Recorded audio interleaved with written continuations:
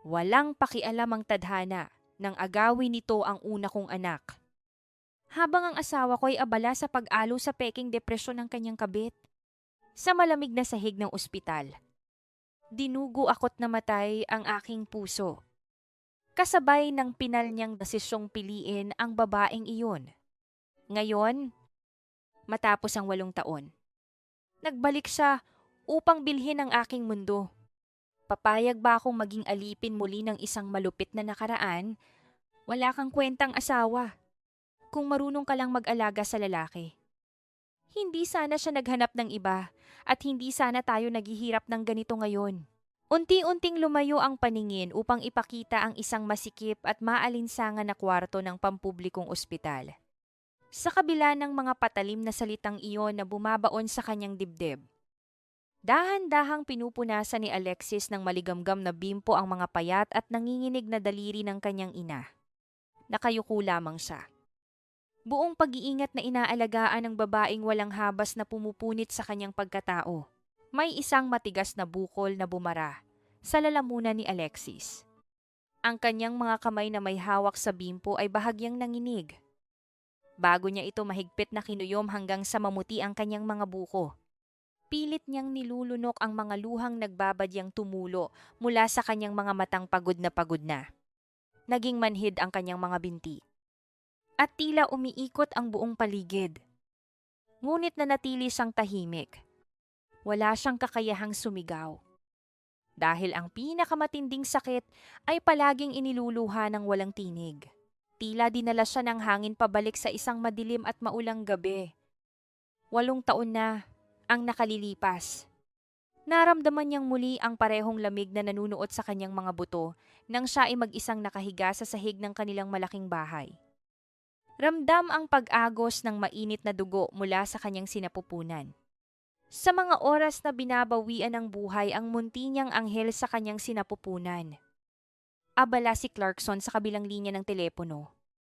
Nagmamakaawang pinakikinggan ang mga pag-iyak ni Catherine na nagbabantang magpatiwakal. Ang gabing iyon ang tuluyang pumatay sa kaluluwa ni Alexis. Ngunit ngayon, heto siya. Sinusubukang dugtungan ang buhay ng kanyang ina na siya mismong nagtutulak sa kanya pabalik sa lalaking nagbigay sa kanya ng sarili niyang impyerno. Umilaw ang screen ng kanyang lumang telepono na nakapatong sa maliit na mesa sa tabi ng higaan. Isang mensahe mula sa hindi kilalang numero ang lumitaw. Nakasulat doon ang 3 salitang nagpatindig ng kanyang balahibo. Babalik na siya, bago pa man niya lubusang maproseso ang mensahe. Isang mahaba at matinis na iyak mula sa makinaryang nagmomonitor sa puso ng kanyang ina ang pumunit sa katahimikan ng silid. Ang linyang kanina ay umaalon ngayon ay naging isang tuwid na guhit. Nawala ang hininga ni Madam Patricia. Dumagsa ang mga nurse at doktor sa loob ng maliit na kwarto. Mabilis na itinulak si Alexis palayo sa kama. Sa gitna ng kaguluhan, nanlilisik ang katotohanang kailangan ng agarang operasyon upang mailigtas ang kanyang ina. At sa kanyang bulsa ay naroon ang isang lukot na resibo ng ospital na nagpapaalala na wala na siyang ni isang kusing, habang pinagmamasdan niya ang mga doktor na pilit binubuhay ang kanyang ina. Isang mapait na tanong ang umalingaw-ngaw sa kanyang isipan. Paano ko patuloy na ililigtas ang babaeng paulit-ulit na pumapatay sa kaluluwa ko? Malamig ang sahig ng ospital. Ngunit mas malamig ang pakiramdam ng kawalan ng pag-asa na unti-unting lumalamon kay Alexis habang nakatayo siya sa harap ng glass window ng intensive care unit. Ang bawat hininga ng kanyang ina ay nakadepende sa mga kumikislap na ilaw at mga plastik na tubo. At ang bawat segundong lumilipas ay tila isang malupit na paalala ng kanyang kawalan ng kakayahan. Sa kanyang nanginginig na kamay, hawak niya ang isang pirasong papel na naglalaman ng halagang hindi niya kayang kitain kahit magtrabaho pa siya ng buong buhay bilang isang hamak na doktor sa pampublikong pasilidad. Naglakad siya patungo sa opisina ng hospital administrator.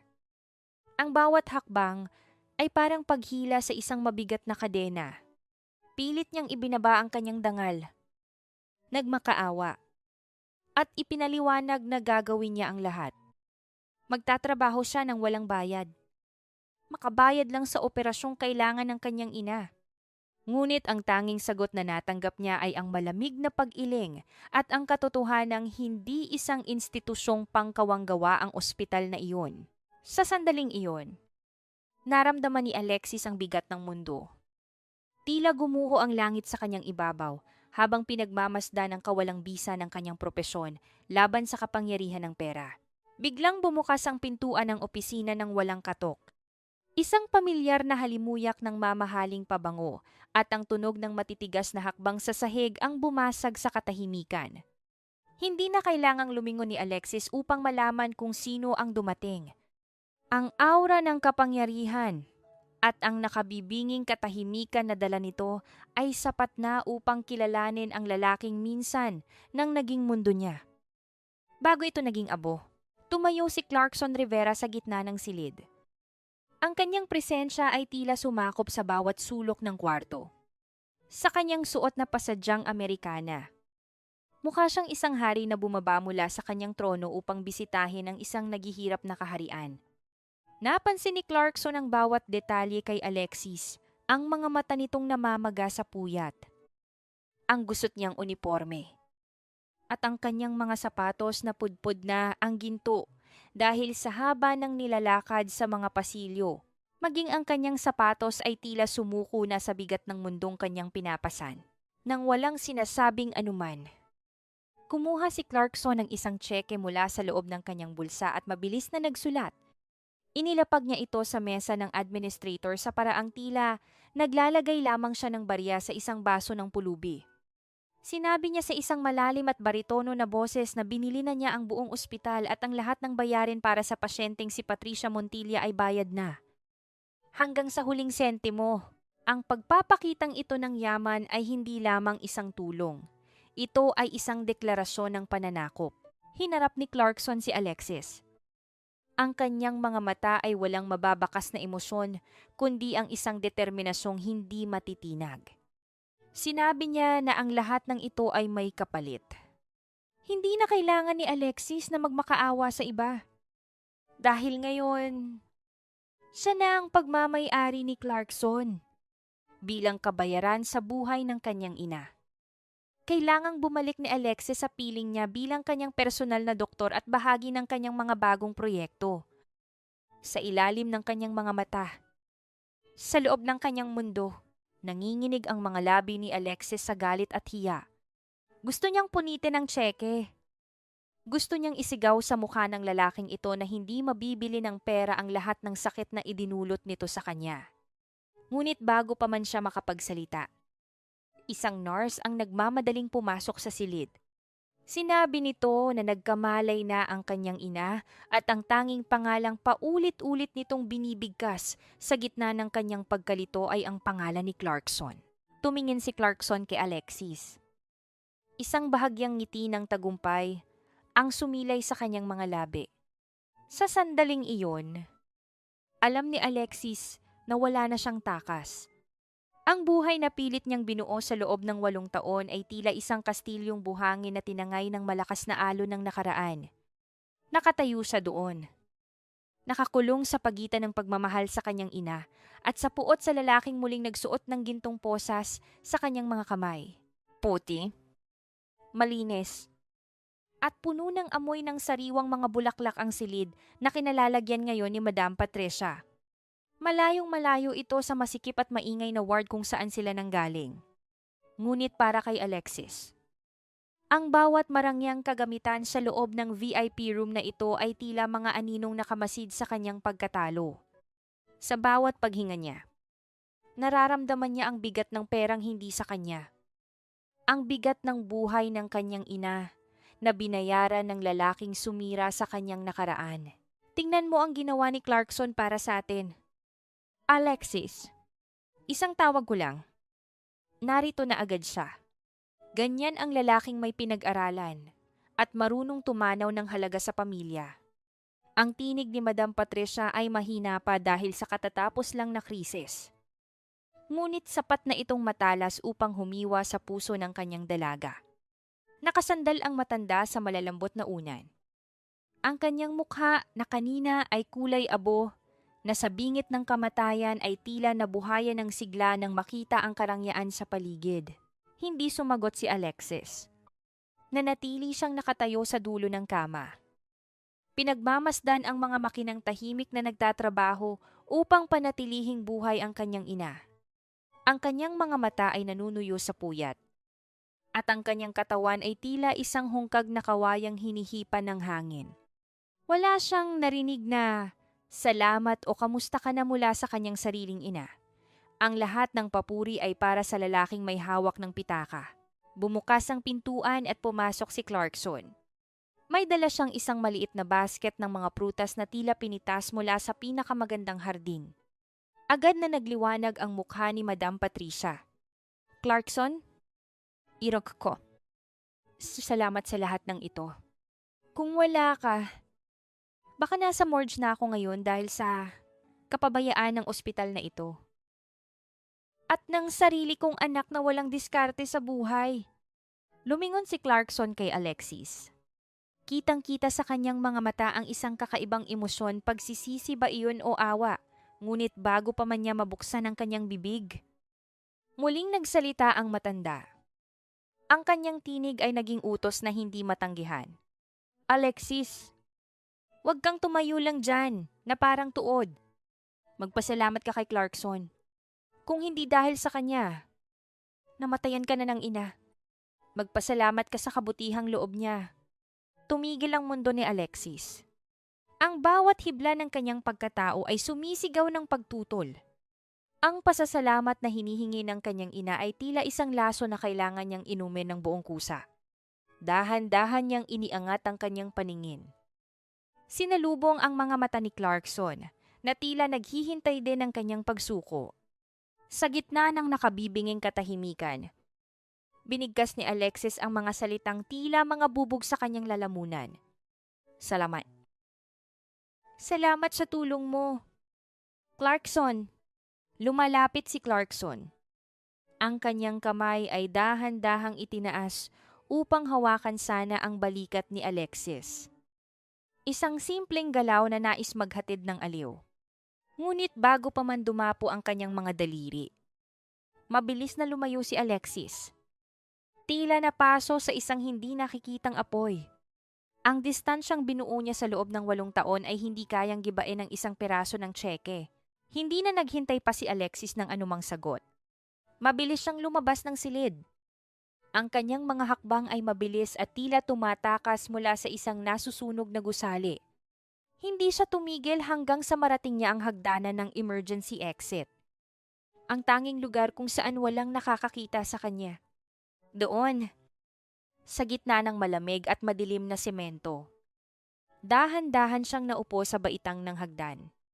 Iniyakap niya ang kanyang mga braso sa kanyang sarili. Pilit na pinipigilan ang paghikbi na tila isang malaking baha na gustong kumawala. Ipinikit niya ang kanyang mga mata at naramdaman ang lamig ng pader sa kanyang likuran. Ang tanging bagay na tila sumusuporta sa kanya sa mga sandaling ito. Lumipas ang ilang minuto bago niya muling nakuha ang kanyang lakas. Inayos niya ang kanyang uniforme. Pinunasan ang kanyang mukha. At muling isinuot ang maskara ng isang propesyonal na doktor. Ngunit nang bumalik siya sa pasilyo patungo sa kanyang opisina, tila tumigil ang pag-ikot ng mundo. Sa harap ng kanyang pintuan, nakatayo ang isang babaeng may suot na mamahaling bestida. May hawak na designer bag. At may isang mapanuyang ngiti na tila isang laso na kumakalat. Ang amoy ng pamilyar na pabango ay muling sumuot sa kanyang ilong. Isang amoy na nagpapaalala sa kanya ng lahat ng nawala sa kanya 8 taon na ang nakalilipas. Si Catherine, ang babaeng naging mitsa ng kanyang pagdurusa. Ang babaeng pinalitan siya sa puso ni Clarkson, ay narito ngayon sa kanyang harapan. Tila handang muling maghasik ng dilim sa kanyang buhay. Professional ka naman siguro. Right? I hope you can handle my case without letting your personal bitterness get in the way. Ang tinig ni Catherine ay tila isang matalas na kuko na kumakalo sa salaming matinis. Mapang-uri at puno ng balat kayo. Nakatayo siya sa harap ng mesa ni Alexis. Suot ang isang puting bestida na tila nagnanais magmukhang inosente. Ngunit ang kanyang mga mata ay naglalayap ng apoy ng tagumpay. Hindi agad tumingala si Alexis. Ipinagpatuloy niya ang paglilinis ng kanyang mga kamay gamit ang alkohol. Bawat kuskos ay tila isang pagtatangkang burahin ang dumi na dala ng presensya ng babaeng ito sa kanyang silid. Naramdaman ni Alexis ang mabilis na pagtibok ng kanyang puso. Isang pamilyar na kaba na hinaluan ng nanunuot na pait. Ngunit sa halip na manginig, pinatigas niya ang kanyang anyo. Bilang doktor, wala akong pinipiling pasyente. Miss Catherine? Hindi ba? Kahit pa ang mga taong may malubhang sakit sa karakter, seryosong sagot ni Alexis habang dahan-dahang iniangat ang kanyang paningin. Ang kanyang tinig ay kasing lamig ng aircon sa loob ng klinika. Walang bakas ng emosyon. Isang mapanuyang tawa ang kumawala sa mga labi ni Catherine. Naupo siya sa silya sa tapat ni Alexis at sadyang inilapag ang kanyang kaliwang kamay sa ibabaw ng mesa. Doon, kumikislap ang isang dambuhalang brilyante sa kanyang daliri. Isang singsing na tila sumisigaw ng katotohanang naagaw na niya ang lahat ng dating pagmamay-ari ni Alexis. Clarkson insisted that I see the best cardiologist. Sabi niya, since he practically owns this hospital now, I should get the best treatment. After all, we're planning a big wedding soon. Ayoko namang himatayin ako sa harap ng altar dahil sa weak heart ko. Right, hinawakan ni Catherine ang kanyang dibdib. Umaarte na tila nahihirapan siyang huminga. Habang ang kanyang mga mata ay nananatiling nakatitig ng mapanghamon kay Alexis. Kinuha ni Alexis ang kanyang stethoscope. Ang metal nito ay malamig sa kanyang mga daliri. Ang mahinang puso ay ginagamot ng gamot. Catherine, ngunit ang pusong mabulok ay wala ng lunas. Base sa medical history mo, your heart is physically fine. Maybe it's just your conscience that's struggling to breathe. Napatayo si Catherine sa galit. Ang kanyang mukha ay nawalan ng kulay sa bilis ng pagkapahiya. Ngunit bago pa siya makasigaw, bumukas ang pinto at pumasok si Clarkson. Agad na nagbago ang anyo ni Catherine. Ang galit sa kanyang mga mata ay napalitan ng mga luhang tila gripo na biglang bumukas. Humilig siya sa mesa. Ang kanyang katawan ay tila nawalan ng lakas. At dahan-dahang bumagsak patungo sa sahig. Clarkson, I can't breathe. Ang paos na bulong ni Catherine bago tuluyang pumikit ang kanyang mga mata. Mabilis na kumilos si Clarkson upang saluhin ang babae. Ang kanyang mukha ay bakas ng matinding pag-aalala. Eksakto namang pumasok si Madam Patricia sa silid. Bitbit ang kanyang suwerong nakakabit sa stand. Nang makita ang eksena si Catherine na walang malay sa bisig ni Clarkson at si Alexis na nakatayo lang ng diretsyo ay tila nagdilim ang paningin ng matanda. Sa isang iglap, binitawan ni Madam Patricia ang stand ng suwero at sa kabila ng kanyang panghihina. Lumapit siya kay Alexis. Isang malakas na tunog ng palad na tumama sa balat ang umalingaw-ngaw sa loob ng tahimik na klinika. Ang ulo ni Alexis ay nalingat sa lakas ng sampal ng kanyang sariling ina. Ang sakit ay hindi lamang nanahan sa kanyang namumulang pisngi, kundi gumuhit hanggang sa pinakamalalim na bahagi ng kanyang kaluluwa. Wala kang hiyang bata ka! Pinapatay mo ba ang asawa ng taong nagliligtas sa akin ng sigaw ni Madam Patricia? Ang kanyang tinig ay nanginginig sa galit at takot na baka mawala ang kanilang sponsor. Humingi ka ng tawad, ngayon din. Nakatitig si Alexis sa sahig. Ang kanyang buhok ay nakatabing sa kanyang mukha. Naramdaman niya ang lasa ng dugo sa kanyang labi. Sa gilid ng kanyang paningin, nakita niyang nakatingin sa kanya si Clarkson. Ang mga mata nito ay puno ng gulat at isang hindi maipaliwanag na sakit. Ngunit wala nang mas masakit pa sa katotohanang ang sampal na iyon ay galing sa babaeng pinag-aalayan niya ng kanyang buong buhay. Dahan-dahang iniangat ni Alexis ang kanyang mukha. Walang luha. Ang kanyang mga mata ay tuyo at malamig na tila yelo. Isang mapait na ngiti ang sumilay sa kanyang mga labi habang nakatingin sa kanyang ina, kay Clarkson, at sa nakapikit na si Catherine. Sa loob ng kanyang dibdib, may isang bagay na tuluyan ng nabasag. Isang huling hibla ng pag-asa na hindi na kailanman mabubuo pa. Ang bawat hibla ng pulang bestidang suot ni Alexis ay tila mga tinik na bumaon sa kanyang balat. Ito ay regalo mula kay Clarkson, isang mamahaling sutla na kumikinang sa ilalim ng mga engranding chandelier ng hotel ballroom. Ngunit para kay Alexis, ito ay isang uniforme ng kahihiyan. Sa harap ng salamin, pinagmamasdan niya ang kanyang sarili. Ang kanyang pisngi ay tila namumula pa rin mula sa sampal ng kanyang ina noong nakaraang araw. Bagaman natatakpan na ito ng makapal na make-up. Huwag kang sisimangot, Alexis. Isipin mo ang sasabihin ng mga pinsan at tita mo.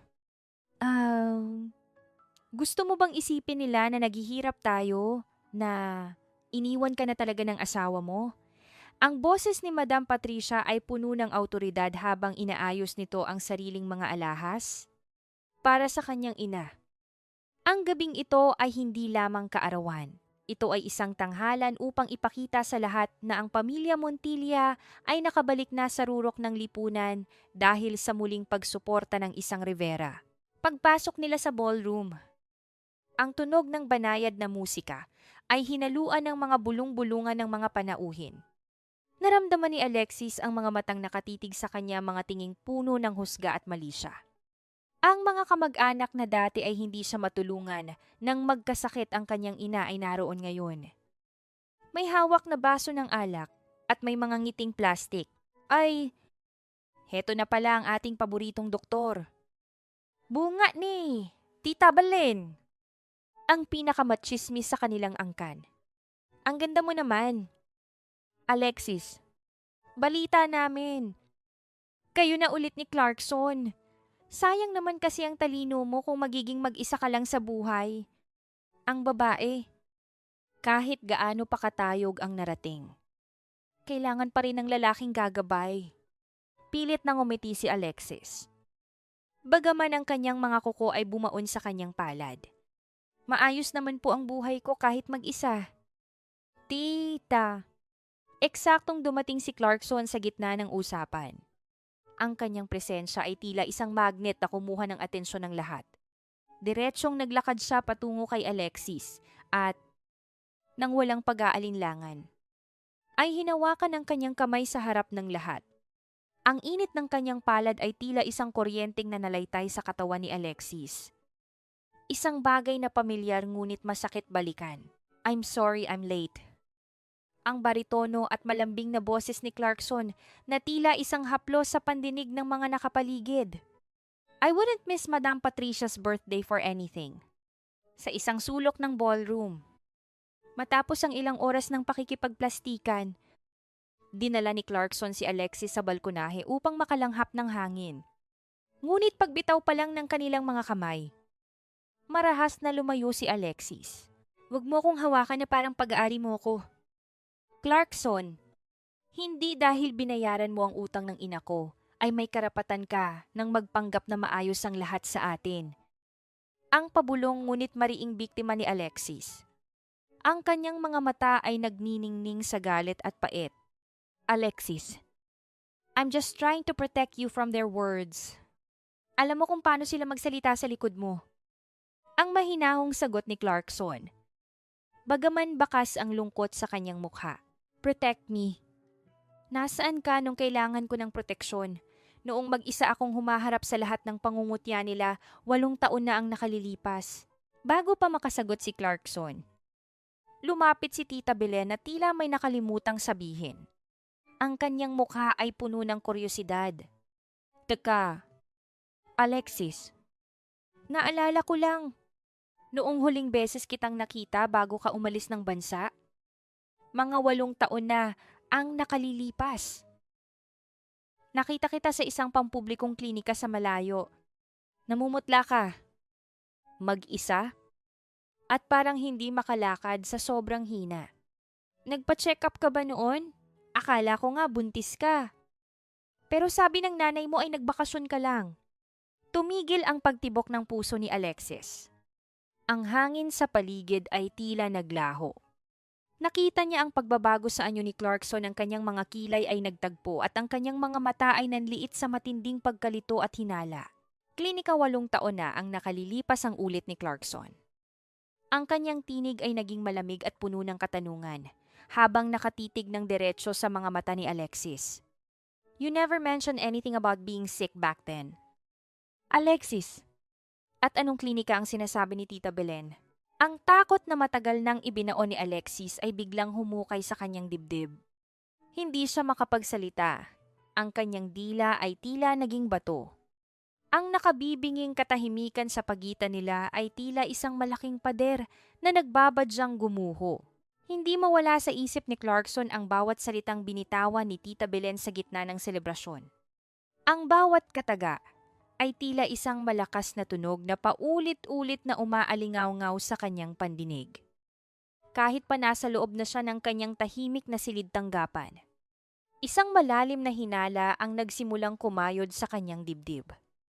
Isang pakiramdam na mayroong isang malaking bahagi ng nakaraan na sadyang itinago sa kanya. Tinawagan niya ang kanyang pinakapinagkakatiwalaang tauhan. Ang utos niya ay maikli ngunit puno ng bigat, halungkatin ang bawat record ng bawat pampublikong klinika at ospital sa labas ng Maynila 8 taon na ang nakalilipas. Walang dapat itira. Walang dapat palampasin. Makalipas ang ilang oras, isang kulay tsokolating folder ang inilapag sa kanyang mesa. Ang bawat pahina sa loob nito ay luma na at may mga bahid ng amag. Ngunit ang mga impormasyong nakasulat doon ay kasing linaw ng sikat ng araw. Nang buksan ni Clarkson ang folder, ang unang nakita ng kanyang mga mata ay ang pangalan ni Alexis. Isang pirma na nanginginig at tila isinulat sa gitna ng matinding pagdurusa. Binasa niya ang medikal na record. Spontaneous abortion due to extreme stress and physical exhaustion. Kusang pagkalaglag ng sanggol. 8 taon na ang nakalilipas. Ang petsang nakasulat ay ang mismong gabi, kung kailan siya nagmakaawang tawagan si Alexis ngunit pinatay niya ang kanyang telepono dahil kailangan siyang aluin ni Catherine. Tila tumigil ang pag-ikot ng mundo ni Clarkson. Ang bawat hininga niya ay naging kasing bigat ng tingga. Ang mga titik sa papel ay nagsimulang lumabo habang ang isang pamilyar na sakit ay gumuguhit sa kanyang puso, isang sakit na mas matindi pa sa anumang sugat na naranasan niya. Habang siya ay nasa isang marangyang kwarto, pilit na pinatatahan si Catherine sa isang pekeng krisis. Ang kanyang asawa ay nag-iisa sa isang malamig na pasilyo ng pampublikong ospital. Dugu-duguan ang katawan at nagluluksa sa pagkamatay ng kanilang anak. Bumalik sa kanyang gunita ang bawat pagkakataong tinrato niya si Alexis ng malamig. Ang bawat salitang binitawan niya na tila mga balisong na sumaksak sa damdamin ng babae. Hindi lamang siya naging masamang asawa. Naging mamatay tao siya sa sarili niyang anak dahil sa kanyang sariling kapabayaan. Nanginginig ang mga kamay ni Clarkson habang hinahawakan ang lumang papel. Ang kanyang katawan ay tila nawalan ng lakas at dahan-dahan siyang napaupo sa sahig. Isinasandal ang kanyang ulo sa gilid ng mesa. Ang katahimikan sa loob ng silid ay tila isang malupit na saksi sa kanyang pagguho. Walang luha ang lumabas sa kanyang mga mata. Ngunit ang bawat kalamnan sa kanyang mukha ay nagpapakita ng isang paghihirap na hindi kayang bigkasin ng anumang salita. Kinuha niya ang susi ng kanyang kotse at mabilis na lumabas ng gusali. Wala siyang pakialam sa malakas na ulan na nagsimulang bumuhos mula sa langit. Ang bawat butil ng tubig na humahampas sa salamin ng kanyang kotse ay tila mga luhang hindi na idulog ng langit sa tuyot na lupa. Pinatakbo niya ang sasakyan nang mabilis hanggang sa makarating siya sa harap ng apartment ni Alexis. Itinigil niya ang kotse sa tapat ng gusali. Hindi siya bumaba. Nanatili siyang nakaupo sa loob. Nakatingin sa tanging bintana na may liwanag sa itaas. Ang liwanag na iyon ay tila isang paalala ng lahat ng pagkakataong sinayang niya. Ng lahat ng pagmamahal na kanyang winarak sa loob ng kanyang dibdib.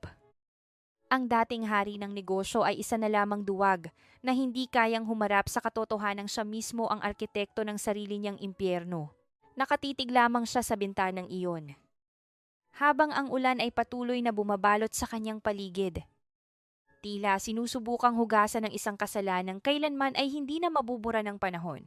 Walang salita ang makatutumbas sa bigat ng bawat hakbang ni Clarkson habang papalapit siya sa pintuan ng ospital. Ang bawat tibok ng kanyang puso ay tila isang malakas na hiyaw ng pagsisisi. Isang paalala ng kanyang mga naging pagkukulang na hindi na mabubura ng anumang yaman. Hindi na siya ang makapangyarihang CEO na tinitingala ng lahat. Sa sandaling ito, siya ay isa lamang lalaking hiyang-hiya sa sarili niyang anino. Kinaumagahan, natagpuan ni Alexis si Clarkson na naghihintay sa labas ng kanyang opisina. Hindi ito ang ayos ng lalaking nakilala niya. Ang kanyang polo ay gusot. Ang kanyang mga mata ay namumula sa puyat. At ang kanyang buhok ay tila hindi man lang nasuklay. Ngunit ang pinakamalinaw na pagbabago ay ang kanyang mga mata wala na ang dating pagmamataas. Pinalitan ito ng isang uri ng lungkot na tila habang buhay na mananatili doon. Alexis.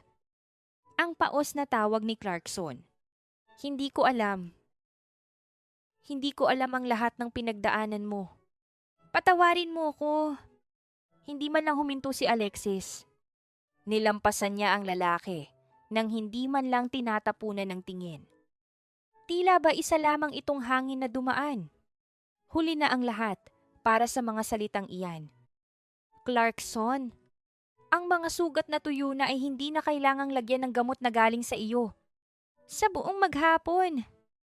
Nanatili si Clarkson sa malayo. Hindi siya lumalapit. Ngunit naroon siya sa bawat sulok kung nasaan si Alexis. Nang makita niyang hindi pa kumakain ng tanghalian ang babae dahil sa dami ng pasyente. Lalong nakaramdam ng kirot ang kanyang dibdib. Lihim siyang nag-utos na padalhan ito ng pinakamasarap na pagkain at mainit na kape. Sa pag-aakalang kahit paano ay maibsan nito ang pagod ni Alexis. Ngunit nang makita ni Alexis ang kape sa kanyang mesa, na alam niyang galing sa lalaki. Wala siyang pag-aalinlangang kinuha ito at direktang itinapon sa basurahan.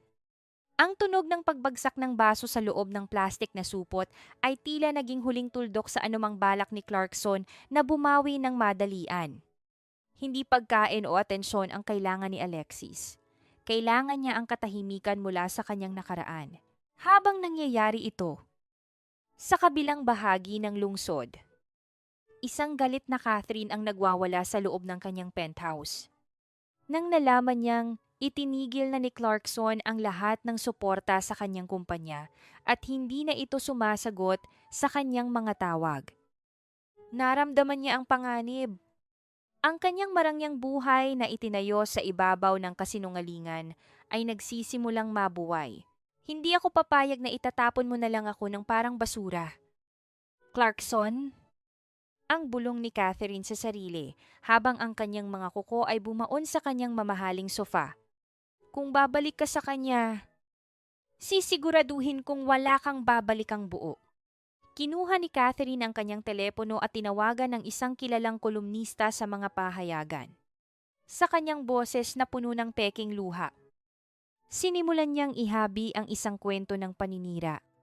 Isang kwento kung saan siya ang biktima at si Alexis ang malupit na doktora na nanggagamit ng kapangyarihan upang agawin ang kanyang asawa at sirain ang kanyang buhay. Kinabukasan, ang lahat ng screen ng mga computer at cellphone sa ospital ay naging saksi sa isang nakagigimbal na balita. Isang artikulo ang kumalat na tila apoy sa tuyong damo, na may pamagat na nagbabansag kay Alexis bilang isang mang-aagaw at manggagamit. Ang kanyang reputasyon na maingat niyang binuo sa loob ng 8 taon ay tila gumuho sa loob lamang ng isang sandali. Habang naglalakad si Alexis sa pasilyo, naririnig niya ang mga bulungan at nakikita ang mga mapanuring tingin ng kanyang mga kasamahan. Ang katahimikan ng ospital ay napalitan ng isang nakabibinging panghuhusga. Sa gitna ng kaguluhang ito, nakita niya si Catherine na naglalakad papasok ng ospital. May suot na itim na salamin at may isang mapait na ngiti sa mga labi. Tila handa ng panoorin ang tuluyang pagbagsak ng kanyang kaaway. Sa gitna ng isang marangyang silid na puno ng mga mamamahayag, nakaupo si Catherine na tila isang birhen na namumukod-tangi sa kanyang puting bestida. Ang sunod-sunod na pagkislap ng mga ilaw mula sa mga kamera ay tila mga kidlat na bumubulag sa paligid. Ngunit hindi ito nakahadlang sa kanyang mahusay na pagganap. May hawak siyang panyo na basa na ng kanyang mga peking luha. At sa bawat hikbi niya ay tila hinihiwa ang damdamin ng mga taong nakikinig. Hindi ko po akalain na ang doktora na pinagkatiwalaan ni Clarkson ay siya pang gagamit ng posisyon niya upang bantaan ang buhay ko. Ang paos na pahayag ni Catherine sa harap ng mga mikropono. Sinabihan niya ako na kung hindi ko hihiwalayan ang asawa ko, hindi niya ako gagamutin ng maayos. Ginamit niya ang sakit ng kanyang sariling ina upang kumuha ng pera at atensyon mula sa amin. Isa siyang mang-aagaw na nakatago sa likod ng puting Amerikana. Ang mga salitang ito ay mabilis na lumipad sa himpapawid.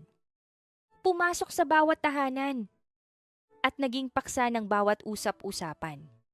Sa loob ng ospital, ang bawat hakbang ni Alexis ay tila sinusundan ng mga mapanghusgang mata. Ang mga nurse na dati ay bumabati sa kanya nang may paggalang ay ngayon ay tumatalikod kapag siya ay lumalapit. Ang katahimikan sa loob ng kumpas ng kanyang trabaho ay naging isang nakabibinging parusa. Sinubukan ni Clarkson na gamitin ang lahat ng kanyang koneksyon upang ipatigil ang balita. Ngunit ang apoy ng tsismis ay mas mabilis kaysa sa kanyang kapangyarihan. Sa bawat utos niya na burahin ang artikulo, 10 bago ang lumalabas. Naramdaman ni Clarkson ang matinding galit sa kanyang sarili dahil sa pagpayag na makalapit si Catherine sa buhay nila muli. Ngunit higit sa lahat, nadudurog ang kanyang puso sa tuwing makikita niya ang anyo ni Alexis, isang babaeng nakatayo pa rin ng tuwid sa gitna ng bagyo. Bagaman ang kanyang mga balikat ay tila unti-unti nang bumibigay sa bigat ng mundo. Isang hapon, ipinatawag si Alexis sa opisina ng hospital administrator. Sa kanyang pagpasok, hindi lamang ang pamunuan ng ospital ang naroroon. Sa isang sulok, nakaupo si Catherine na tila isang biktima ng karahasan. At sa tabi nito ay nakatayo ang kanyang ina. Si Madam Patricia. Alexis, kailangan nating ayusin ang gulo na ito bago pa tuluyang masira ang pangalan ng institusyong ito. Ang seryosong bungad ng administrator. Miss Catherine is willing to drop the charges of medical negligence if you will issue a public apology. Tumingin si Alexis sa kanyang ina. Naghihintay ng kahit kaunting suporta, ng kahit isang sulyap ng pagmamahal. Ngunit ang nakita niya ay ang takot at kasakiman sa mga mata ni Madam Patricia. Magmakaawa ka sa kanya. Alexis, hingin mo ang tawad niya. Biglang lumapit si Madam Patricia kay Catherine at sa harap ng lahat ay dahan-dahang lumuhod sa sahig. Pasensya na po, Miss Catherine. Ang anak ko ay sadyang matigas ang ulo at hindi marunong tumanaw ng utang na loob. Huwag niyo po kaming paalisin sa VIP room. Huwag niyo pong itigil ang pambayad sa gamot ko. Alexis, lumuhod ka rin dito. Humingi ka ng tawad sa kanya. Ang imahe ng kanyang ina na nakaluhod sa paanan ng babaeng sumira sa kanyang buhay ay naging huling saksak sa puso ni Alexis. Ang bawat sakripisyo niya sa loob ng 8 taon. Ang bawat gabing hindi siya natulog upang magtrabaho para sa gamot ng kanyang ina ay tila itinapon lamang sa basura dahil sa takot ng matanda na mawalan ng karangyaan. Naramdaman ni Alexis ang lasa ng pait sa kanyang dila. Isang uri ng pait na hindi na kayang pawiin ng anumang matamis na salita.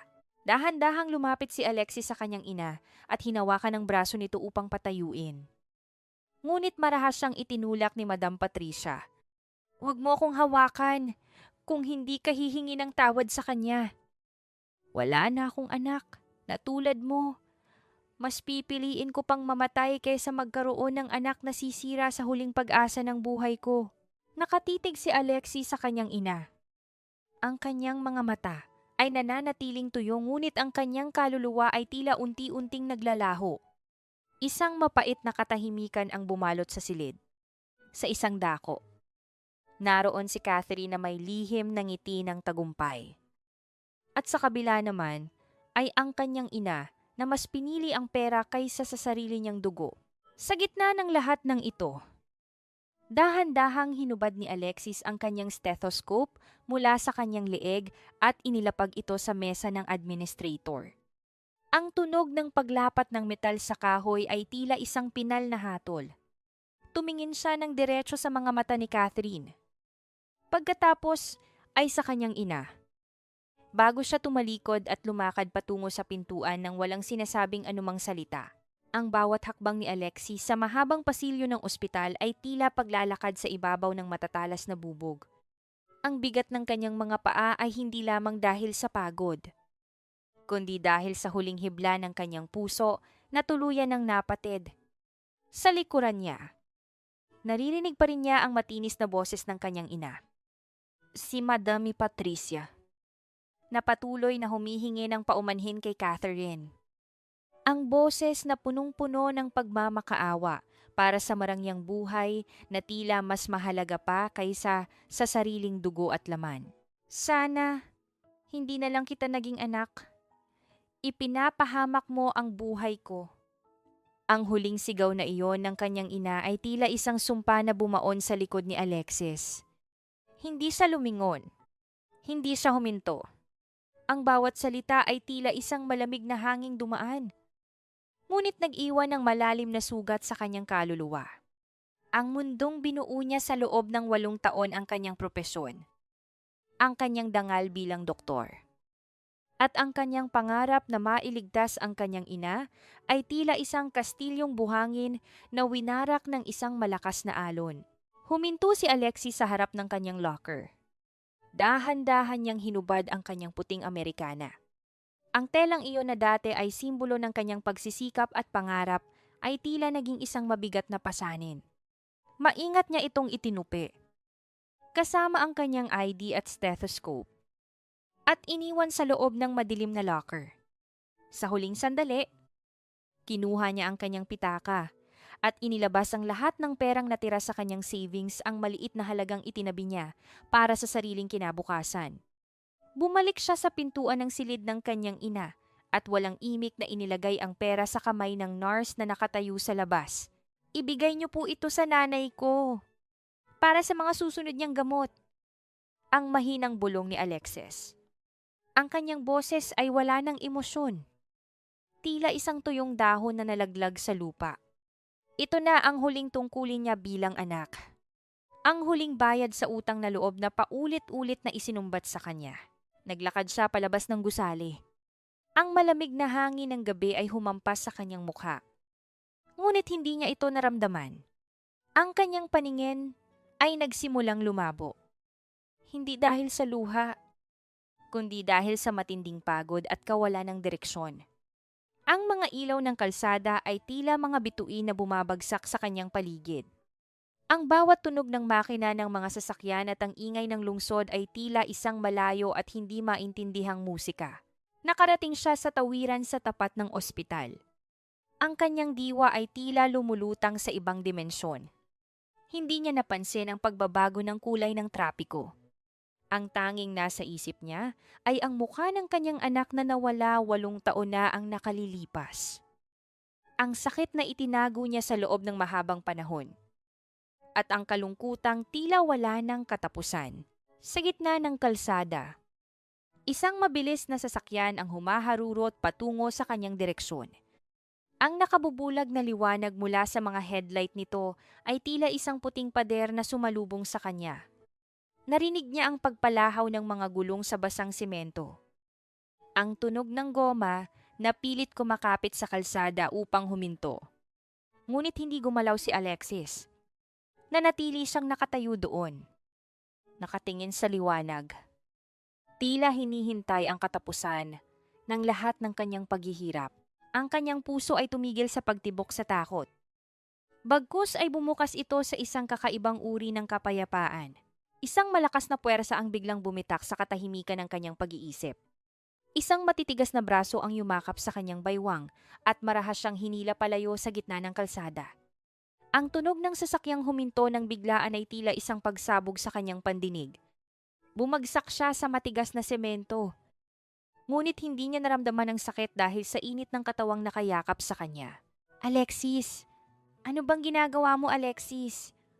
Ang boses ni Clarkson ay puno ng takot, galit, at pag-aalala.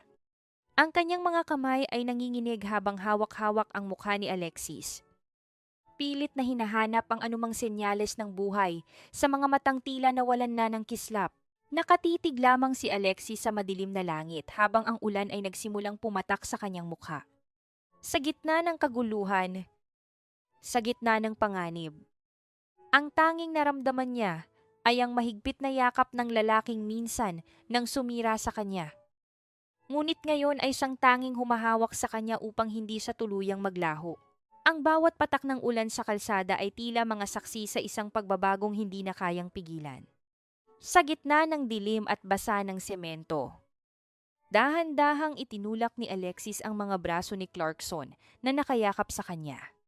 Ang init na dala ng lalaki ay hindi na sapat upang tunawin ang yelong bumalot sa kanyang puso. Tumayo siya ng mag-isa, kahit pa nanginginig ang kanyang mga tuhod. At hinarap ang lalaking tila ngayon lamang nakaramdam ng tunay na takot. Hindi mo ako kailangang iligtas. Clarkson, matagal na akong patay sa paningin mo. Diba 8 taon na ang nakalilipas? Ang malamig na tura ni Alexis. Ang kanyang boses ay wala ng pait. Wala ng galit, tanging isang malalim at nakabibinging kawalan. Sa gitna ng tensyon, isang sasakyan ang huminto sa tabi nila. Lumabas si Olivia, ang matalik na kaibigan ni Alexis, na may hawak na isang maliit na kagamitang magpapabago sa lahat. Alexis, nakuha ko na lahat ng ebidensya ng panloloko ni Catherine. Narito na sa USB na ito, sa tulong ni Clarkson, na ginamit ang lahat ng kanyang kapangyarihan sa media at teknolohiya. Ang nilalaman ng USB ay kumalat sa internet sa loob lamang ng ilang minuto. Ang mga video recording ng pakikipag-usap ni Catherine sa isang bayarang kolumnista, ang mga resibo ng kanyang suhol, at ang kanyang mga peking medical record na nagpapatunay na wala siyang sakit sa puso ay naging usap-usapan ng buong bansa. Ang katotohanan ay tila isang malakas na agos ng tubig na humuga sa lahat ng dumi ng kasinungalingan. Bumalik si Alexis sa ospital, hindi bilang isang biktima, kundi bilang isang babaeng handang bawiin ang kanyang dangal. Sa loob ng opisina ng administrator, naroon pa rin si Catherine, na ngayon ay namumutla at nanginginig habang pinapanood sa kanyang telepono ang sariling pagbagsak. Ang bawat salitang binitiwan niya sa press conference ay naging laso na bumalik sa kanya. Ang bawat kasinungalingan ay may hangganan. Catherine, ang mahinang pahayag ni Alexis habang naglalakad siya papasok. Ang puting bestida mo ay hindi sapat upang itago ang itim ng iyong budhi. Mabilis na nagbago ang ihip ng hangin. Ang hospital administrator, na kanina ay mapanghusga, ay ngayon ay humihingi ng paumanhin. Ang mga nurse at doktor na naniwala sa balita ay hindi makatingin ng diretso kay Alexis sa sobrang hiya. Ngunit para kay Alexis, ang mga paumanhin nila ay wala ng halaga. Ang mahalaga ay ang katotohanang nakatayo siya ngayon, nang mas matatag kaysa noon. Iniutos ni Clarkson na agad na paalisin si Catherine sa ospital at bawiin ang lahat ng donasyong ibinigay niya sa ngalan ng babae. Si Catherine, na dati ay reyna ng eksena, ay ngayon ay kinakaladkad palabas ng mga security guard habang nagwawala sa galit at hiya. Walang sino man ang lumapit upang tulungan siya. Ang lahat ay nakatingin lamang sa kanyang pagbagsak. Dahan-dahang inayos ni Alexis ang kanyang gusot na uniforme. Tumingin siya sa salamin at nakita ang isang babaeng hindi na natatakot sa bagyo. Naglakad siya palabas ng opisina. Ang kanyang ulo ay nakataas. At ang bawat hakbang niya ay puno ng dignidad. Nang madaanan niya si Catherine na pilit pang kumakawala sa mga guwardya, hindi man lang sa lumingon. Nilampasan niya ang kanyang kaaway na tila isa lamang itong basura sa daan na hindi karapat-dapat pag-aksayahan ng panahon. Ngunit sa gitna ng kanyang tagumpay, isang anino ang mabilis na kumilo sa gilid ng kanyang paningin. Si Catherine, sa huling pagkakataon ng kanyang pagkabaliw, ay nakakuha ng isang matulis na bagay mula sa mesa ng nurse at mabilis na sumugod patungo sa likuran ni Alexis. Ang lahat ay tila tumigil sa paggalaw. At ang tanging maririnig ay ang mabilis na tibok ng puso ng mga nakasaksi sa paparating na panganib. Ang matulis na bakal ay kumislap sa ilalim ng mga ilaw ng pasilyo. Isang mabilis at nakamamatay na guhit ng liwanag na nagbabadyang tumapos sa lahat. Sa isang iglap, ang katahimikan ng ospital ay napalitan ng isang kolektibong paghinga ng gulat mula sa mga nakasaksi. Ngunit bago pa man madampi ng dulo ng matulis na bagay ang balat ni Alexis, isang malapad na likod ang biglang humarang sa kanyang paningin. Naramdaman ni Alexis ang bigat ng isang katawan na bumagsak sa kanya. Hindi upang saktan siya, kundi upang magsilbing kalasag laban sa panganib. Isang mahinang ungol ng sakit ang kumawala sa mga labi ni Clarkson habang ang talim ay bumaon sa kanyang balikat. Walang marahas na tunog. Walang pagsabog. Tanging ang mabigat na paghinga ng isang lalaking handang ibigay ang lahat para sa babaeng minsan niyang pinabayaan. Mabilis na dinaluhong ng mga security guard si Catherine, na ngayon ay nagwawala at nagsisigaw sa gitna ng kanyang tuluyang pagkabaliw. Ang kanyang mga kuko ay kumakalo sa hangin habang pilit siyang inilalayo sa lugar na iyon. Ngunit para kay Alexis, ang paligid ay naging isang malabo at tahimik na pelikula. Ang tanging malinaw sa kanyang paningin ay si Clarkson, na dahan-dahang napaluhod sa kanyang harapan. Ang kanyang mukha ay kasing puti ng papel ngunit ang kanyang mga mata ay nananatiling nakatitig ng may pagmamahal kay Alexis. Clarkson! Ang sigaw na iyon ay nanggaling sa pinakamalalim na bahagi ng kaluluwa ni Alexis.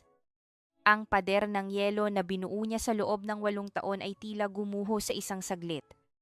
Sinalo niya ang nanghihinang katawan ng lalaki. Hinayaan niyang sumandal ang ulo nito sa kanyang kandungan. Naramdaman niya ang init ng likido na unti-unting bumabasa sa kanyang mga kamay. Isang mainit na paalala ng sakripisyong ginawa nito. Sorry para sa anak natin. Ang halos hindi marinig na bulong ni Clarkson. Ang kanyang tinig ay tila isang malayo at papatapos na awit. Sa gitna ng kanyang panghihina, pilit niyang iniangat ang kanyang kamay upang haplusin ang pisngi ni Alexis. Ngunit bago pa man dumapo ang kanyang mga daliri ay nawalan na siya ng lakas at dahan-dahang pumikit ang kanyang mga mata. Sa hindi kalayuan, nakatayo si Madam Patricia. Nakasandal sa pader habang ang kanyang mga kamay ay nakatakip sa kanyang bibig. Ang lahat ng kanyang pangarap para sa pera. Ang lahat ng kanyang paghahangad sa marangyang buhay ay tila naging abo sa harap ng eksenang ito. Nakita niya ang kanyang anak na humihikbi habang yakap ang lalaking itinulak niya palayo dahil sa galit. At nakita niya ang dugo ng taong itinuring niyang tanging pag-asa ng kanilang pamilya. Sa kauna-unahang pagkakataon, naramdaman ng matanda ang isang uri ng hiya na mas masakit pa sa anumang karamdaman ng hiya ng isang inang mas pinahalagahan ng ginto kaysa sa kaligayahan ng sariling anak. Mabilis na dumating ang mga stretcher. Ang pasilyong kanina ay puno ng panghuhusga, ay ngayon ay puno ng hiyaw ng pagsisikap na isalba ang buhay ng bagong may-ari ng ospital. Pinanood ni Alexis habang inilalayo sa kanya si Clarkson. Ang kanyang mga kamay ay nananatiling may bahid ng pula. Isang permanenteng marka ng gabing ito. Naiwan si Alexis na nakaupo sa malamig na sahig. Habang ang pulang ilaw ng emergency room ay nagsimulang maglaro sa kanyang paningin. Ang bawat pagkutitap nito ay tila isang babala, isang paalala na ang tadhana ay may kakaibang paraan ng paghingi ng kabayaran. At ngayon, ang buhay ni Clarkson ang nakasalalay sa isang manipis na sinulid ng pagkakataon. Ang pinakamabigat na katahimikan ay hindi ang kawalan ng tunog, kundi ang kawalan ng sagot sa mga tanong ng puso sa gitna ng hating gabi. Sa labas ng silid ng intensive care unit, Nakaupo si Alexis sa isang malamig na upuang bakal. Ang kanyang mga kamay ay mahigpit na magkakapit habang pinagmamasdan ang dahan-dahang pagpatay ng mga ilaw sa pasilyo. Ang bawat minutong lumilipas ay tila isang taon ng paghihintay. Isang paglalakbay sa pagitan ng buhay at kamatayan na tila walang katapusan. Nang sa wakas ay lumabas ang doktor at sinabing ligtas na si Clarkson. Hindi nakaramdam ng kagalakan si Alexis. Sa halip, isang malalim na paghinga ng pagpapakawala ang kumawala sa kanyang dibdib. Hinaluan ng isang kakaibang pangungulila. Ang panganib sa katawan ni Clarkson ay lumipas na. Ngunit ang panganib sa kanilang mga puso ay tila nagsisimula pa lamang. Sa loob ng silid. Nang magkamalay si Clarkson, hindi si Alexis ang una niyang hinanap. Sa halip, tinawag niya ang kanyang abogado. Sa harap ng puting kisame ng ospital, naunawaan ni Clarkson ang isang masakit na katotohanan. Ang kanyang presensya sa buhay ni Alexis ay tila isang laging nagpapaalala ng sakit, ng dugo, at ng mga nawalang pangarap. Ang tunay na pag-ibig, sa pagkakataong ito, ay hindi ang pagpilit na manatili, kundi ang lakas ng loob na bumitaw. Inutusan ni Clarkson ng abogado na ihanda ang lahat ng dokumento upang ilipat ang pagmamay-ari ng ospital sa pangalan ni Alexis. Kasama ang isang pondo na sapat upang tustusan ang pagpapagamot ni Madam Patricia habang buhay. Ibigay mo to sa kanya. Ang mahinang utos ni Clarkson. Ang kanyang boses ay tila isang naghihingalong bulong. Sabihin mo sa kanya, hindi na niya kailangang makita ang mukha ko. Ibinabalik ko na sa kanya ang kanyang kalayaan. Habang nangyayari ito, lumapit si Madam Patricia kay Alexis na nakaupo pa rin sa labas. Ang matanda ay tila lumiit sa paningin ni Alexis. Nawala ang dating gilas at ang dating talas ng pananalita. Dahan-dahang hinawakan ni Madam Patricia ang kamay ng kanyang anak. Ang kanyang mga daliri ay nanginginig at malamig. Anak, patawarin mo ako. Ang basag na tinig ng kanyang ina. Walang halong pagkukunwari. Walang halong pag-arte para sa pera. Ang mga mata ni Madam Patricia ay puno ng isang uri ng pagsisisi na tanging ang isang inang nagkamali nang malaki ang makakaramdam. Nabulag ako ng takot na maghirap muli. Naging malupit ako sa iyo. Mas pinahalagahan ko ang yaman kaysa sa iyong kaligayahan. Patawarin mo ang nanay mo. Hindi nakapagsalita si Alexis. Hinayaan niya ang kanyang ina na umiyak sa kanyang balikat. Ang mga luha nito ay bumabasa sa kanyang uniforme. Naramdaman ni Alexis ang dahan-dahang pagtunaw ng galit sa kanyang dibdib. Pinalitan ng isang pagod na pagtanggap. Ang sugat sa pagitan nila ay malalim. At alam niyang matatagalan pa bago ito tuluyang maghilom. Ngunit sa unang pagkakataon, ang hangin sa pagitan nila ay naging mas madaling hingahan. Pumasok si Alexis sa silid ni Clarkson nang makaalis na ang abogado. Natagpuan niya ang lalaking nakapikit. Ngunit alam niyang gising ito. Sa maliit na mesa sa tabi ng higaan, nakita ni Alexis ang isang bagay na nagpatigil sa kanyang mundo. Isang manipis na kadenang pilak na may nakasabit na singsing ang lumang singsing na ibinigay ni Clarkson sa kanya 8 taon na ang nakalilipas. Naakala niya ay itinapon na nito. Hawak-hawak ito ni Clarkson sa kanyang palad kahit sa gitna ng kanyang pagtulog. Tila ito ang kanyang tanging angkla sa mundong ito. Nang sumunod na umaga, maagang pumasok si Alexis upang suriin ang kalagayan ni Clarkson bilang kanyang doktor. Ngunit pagbukas niya ng pinto ng room 302, ang tanging sumalubong sa kanya ay ang isang maayos at bakanting higaan. Ang mga bintana ay nakabukas. Hinahayaan ng malamig na hangin ng madaling araw na pumasok sa silid. Nakaalis na po siya. Doktora, ang malungkot na balita ng nurse. Iniwan niya po ito para sa inyo. Isang maikling sulat ang iniwan sa ibabaw ng unan. Walang mahabang paliwanag. Tanging 2 salita na isinulat sa isang nanginginig na kamay, maging malaya. Nakatayo si Alexis sa gitna ng bakanting silid. Hawak ang sulat na tila isang huling hininga ng kanilang nakaraan. Ang katahimikan ng silid ay tila sumisigaw ng isang pangalan. At sa gitna ng sikat ng araw na nagsisimulang sumilay, naramdaman ni Alexis ang isang kakaibang uri ng sakit, ang sakit ng pagiging malaya mula sa taong hindi mo pa rin kayang tuluyang limutin. Ang bawat umagang dumarating sa loob ng ospital ay tila isang blangkong pahina na dahan-dahang sinusulatan ng bagong pag-asa. Sa loob ng silid ni Madam Patricia, wala na ang ingay ng mga reklamo tungkol sa pagkaing matabang o ang mga hiling para sa mamahaling alahas. Ang matanda ay nakaupo na lamang sa gilid ng bintana. Tahimik na pinagmamasdan ng pagsikat ng araw habang ang kanyang mga kamay ay abala sa pag-aayos ng isang maliit na rosaryo. Nang pumasok si Alexis, bitbit ang almusal. Isang matamis at payapang ngiti ang sumalubong sa kanya. Isang tanawin na hindi niya inakalang makikita sa kanyang ina pagkatapos ng maraming taon ng paghahabol sa karangyaan. Naupo si Alexis sa tabi nito at dahan-dahang hinipan ng mainit na lugaw bago ito isubo sa ina.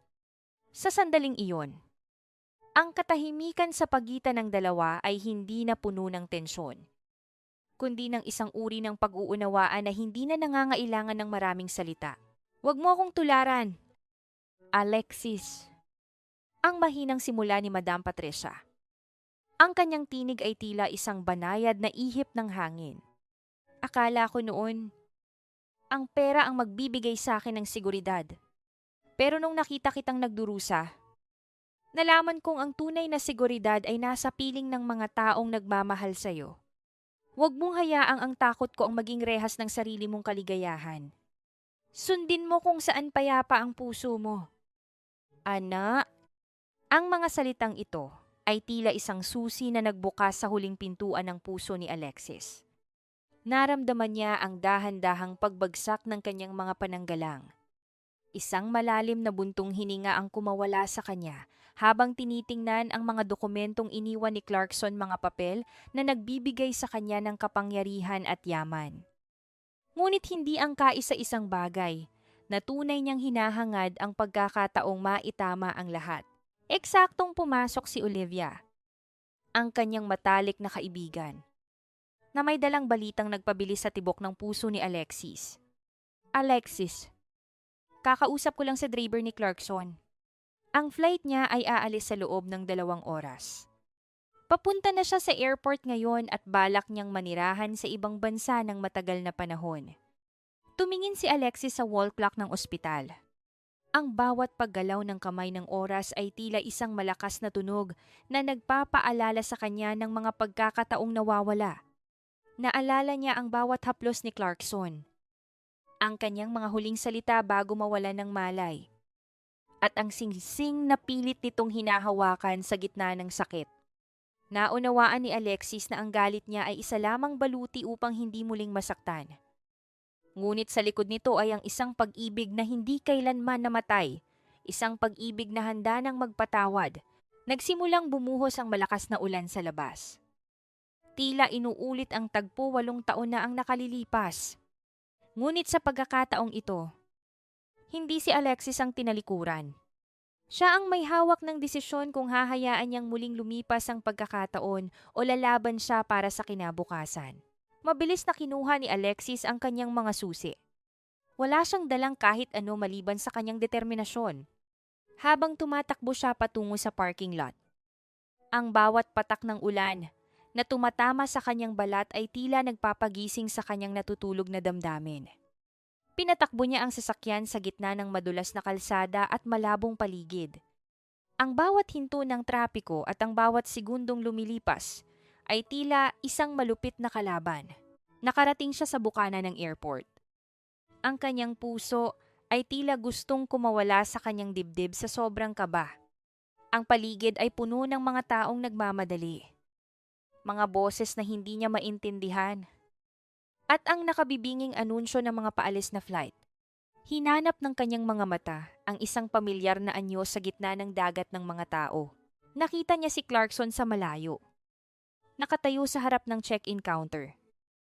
May bitbit na isang maliit na maleta at nakatitig sa kawalan. Ang kanyang mga balikat ay tila may pasan na buong mundo. At ang kanyang anyo ay puno ng isang kalungkutang hindi kayang itago ng kanyang mamahaling kasuotan. Uminto si Alexis. Ang kanyang hininga ay kapos at ang kanyang katawan ay nanginginig sa pagod at emosyon.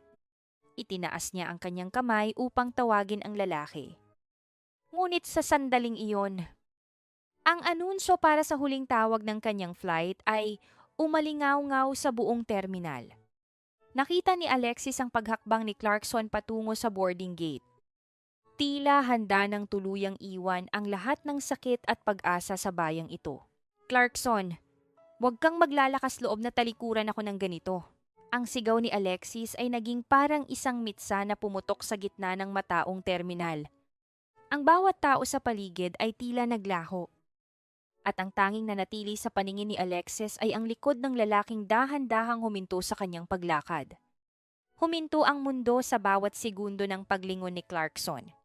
Ang kanyang mga mata, na kanina ay punong-puno ng kawalan ng pag-asa, ay biglang nagkaroon ng buhay na hinaluan ng matinding gulat at kaba. Alexis, anong ginagawa mo rito? Ang boses ni Clarkson ay nanginginig. Tila hindi siya makapaniwala na ang babaeng pilit niyang pinalalaya ay narito ngayon sa harap niya. Basa ng ulan at kapos ang hininga. Naglakad si Alexis papalapit sa kanya. Bawat hakbang ay puno ng determinasyon. Inilabas niya mula sa kanyang bag ang mga dokumento ng paglilipat ng ari-arian na iniwan ni Clarkson at walang pag-aalinlangang isinampal ito sa dibdib ng lalaki. Hindi ko kailangan ng ospital. Clarkson, hindi mo pwedeng bayaran ang 8 taon ng sakit gamit ang isang pirasong papel. Kung akala mo ay matatapos ang lahat sa pag-alis mo, nagkakamali ka. Yumuko si Clarkson. Ang kanyang mga kamay ay dahan-dahang humawak sa mga papel. Ngunit ang kanyang paningin ay nanatili sa mga mata ni Alexis. Ginagawa ko ito para sa iyo. Alexis, gusto kong maging payapa ang buhay mo. Gusto kong mawala na ang lahat ng nagpapaalala sa iyo ng pagkakamali ko. Nang nangyari sa anak natin, sa pagbanggit ng kanilang anak, naramdaman ni Alexis ang isang matinding kirot. Ngunit sa pagkakataong ito ay hindi na ito nakakalunod. Hinawakan niya ang kamay ni Clarkson. Ang kanyang mga daliri ay malamig ngunit puno ng higpit. Hindi mawawala ang sakit sa pagtakas. Clarkson, ang sugat ay hindi naghihilom sa pamamagitan ng paglayo, kundi sa pagharap dito ng magkasama. Hindi ko kailangan ng yaman mo. Kailangan ko ang ama ng anak ko na kasama kong magluksa at bumangon. Nabitawan ni Clarkson ang kanyang maleta. Ang kanyang matikas na anyo ay dahan-dahang gumuho. Sa harap ng maraming tao, hindi na niya napigilan ang pagtulo ng kanyang mga luha. Dahan-dahan niyang iniyuko ang kanyang ulo at isinandal sa balikat ni Alexis. Tila isang pagod na manlalakbay na sa wakas ay nakahanap ng kanyang tahanan. Walang yakap na mahigpit. Walang halik na madamdamin, tanging ang pagsasama ng kanilang mga hininga at ang pagdadaiti ng kanilang mga noo na nagsasabing hindi na sila muling mag-iisa sa kanilang pagdurusa. Hindi tumuloy si Clarkson sa kanyang flight. Sa halip na lumipad patungo sa malayo, pinili niyang bumalik sa realidad na puno ng mga hamon. Ngunit sa pagkakataong ito, hindi na niya ginamit ang kanyang pera upang diktahan ang buhay ni Alexis. Nagrenta siya ng isang maliit at simpleng apartment malapit sa ospital. Araw-araw, bago pumasok sa trabaho si Alexis, matatagpuan niya si Clarkson sa tapat ng kanyang pintuan. May dalang isang tasa ng mainit na kape o isang piraso ng tinapay na siya mismo ang naghanda. Ang kanilang pagmamahalan ay hindi naging mabilis. Ito ay naging isang mabagal na proseso ng pagkilala muli sa isa't isa. Minsan, nakaupo lang sila sa isang parke ng tahimik. Pinapanood ang mga batang naglalaro, habang ang kanilang mga kamay ay dahan-dahang magkakapit. Walang pilitan, walang madali ang pangako, Ang bawat titig ni Clarkson ay puno ng paggalang. At ang bawat ngiti ni Alexis ay unti-unti nang umaabot sa kanyang mga mata. Isang gabi ng Disyembre. Habang ang lamig ng hangin ay nanunuot sa balat, nakatayo si Clarkson sa labas ng balkonahe ni Alexis. Inilabas niya ang lumang singsing na nakasabit sa kanyang leeg. Alam niyang hindi pa ito ang tamang oras upang muling magmakaawa. Ngunit bago siya tumalikod upang hayaan si Alexis na magpahinga, naramdaman niya ang isang mainit na kumot na ipinatong sa kanyang balikat. Binuksan ni Alexis ang pinto ng balkonahe at hinila siya papasok. Masyadong malamig sa labas. Clarkson, baka magkasakit ka. Tumingin si Clarkson kay Alexis. Ang kanyang mga mata ay nagtatanong ng libu-libong bagay na hindi niya kayang bigkasin. Hinawakan ni Alexis ang kamay ni Clarkson at dahan-dahang inakay ang lalaki patungo sa loob ng kanyang tahanan. Isang maliit na hakbang.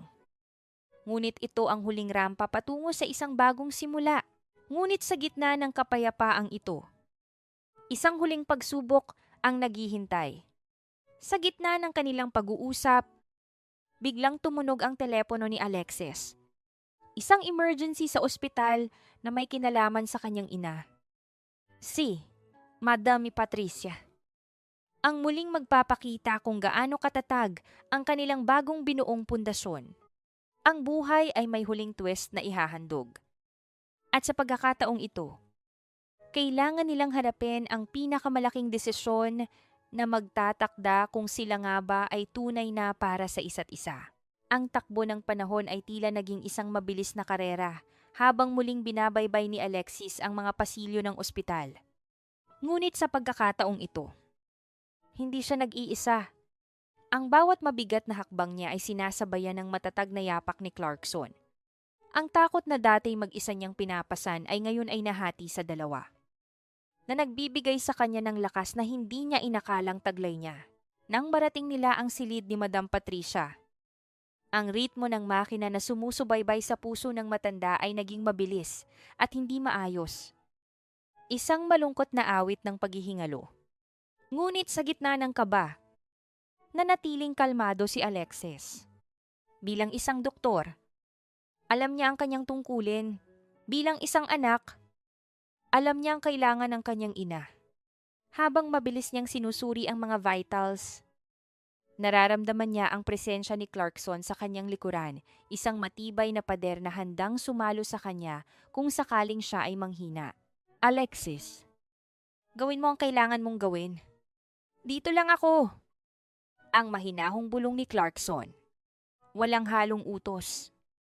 Walang halong pagmamayabang. Tanging isang pangako ng katapatan. Makalipas ang ilang oras ng matinding pagsisikap, muling naging payapa ang paghinga ni Madam Patricia. Nang magmulat ang matanda ng kanyang mga mata, hindi ang karangyaan ng silid ang kanyang tiningnan. Hinanap niya ang mga kamay ni Alexis at Clarkson. Dahan-dahan niyang pinagtagpo ang mga palad ng dalawa sa ibabaw ng kanyang dibdib. Dito ko gustong makita ang kaligayahan. Ang gipaus na sabi ni Madam Patricia. Ang kanyang mga mata ay nagniningning sa tunay na kagalakan. Wala ng pera. Wala ng titulo. Ang makita kayong magkasama ang kaisa-isang gamot na kailangan ko. Sa sandaling iyon, ang lahat ng pait ng nakaraan ng mga sampal, ang mga sumbat, ang mga pagkakamaling dulot ng kasakiman ay tila tinangay ng isang malinis na agos ng pagpapatawad. Ang kanilang pamilya, na minsan ang winarak ng ambisyon, ay muling nabubuo sa ilalim ng liwanag ng katotohanan. Paglabas ng silid, dinala ni Clarkson si Alexis sa maliit na garden ng ospital. Ang gabi ay tahimik, at ang mga bituin sa langit ay tila mga saksi sa isang banal na sandali. Huminto sila sa ilalim ng isang matandang puno, kung saan ang malamig na simoy ng hangin ay nagdadala ng amoy ng basang lupa at mga bulaklak. Alexis, ang simula ni Clarkson. Ang kanyang boses ay puno ng emosyon. Inilabas niya ang lumang singsing. Ang pilak na kadena ay kumikinang sa ilalim ng buwan. 8 taon nating pasan ang dilim. 8 taon nating binitbit ang sakit ng pagkawala ng ating anak. Hindi ko hinihiling nakalimutan natin ang lahat. Dahil ang mga sugat na iyon ang nagturo sa atin kung paano magmahal ng totoo. Pero hinihiling ko na sana, bigyan mo ako ng pagkakataong maging asawa mo muli. Hindi bilang CEO. Hindi bilang tagapagligtas. Kundi bilang lalaking handang tumanda sa tabi mo. Hindi agad sumagot si Alexis. Hinayaan niyang dumaloy ang mga luha sa kanyang pisngi, mga luhang hindi na galing sa pait, kundi sa isang matinding pagpapakawala. Kinuha niya ang singsing mula sa palad ni Clarkson at siya mismo ang nagsuot nito sa kanyang daliri. Ang lamig ng metal ay tila naging mainit ng madikit sa kanyang balat. Patawad, Clarkson, at salamat, ang bulong ni Alexis. Isinandal niya ang kanyang ulo sa dibdib ng lalaki. Nararamdaman ang malakas at tapat na tibok ng puso nito. Para sa anak natin. At para sa atin. Simulan natin ang bukas ng walang takot. Sa gitna ng katahimikan ng gabi, ang dalawang kaluluwang minsan ang nagkawalay ay muling nagtagpo. Ang kanilang pag-ibig ay hindi na tulad ng dati na puno ng apoy at bugso ng damdamin. Ito ay naging parang isang matatag na ilog mabagal, malalim, at patuloy na umaagos patungo sa isang payapang dagat. Ang mga sugat ng nakaraan ay mananatiling mga pilat. Ngunit ang mga pilat na ito ang magsisilbing mapa ng kanilang tagumpay laban sa lahat ng pagsubok ng tadhana.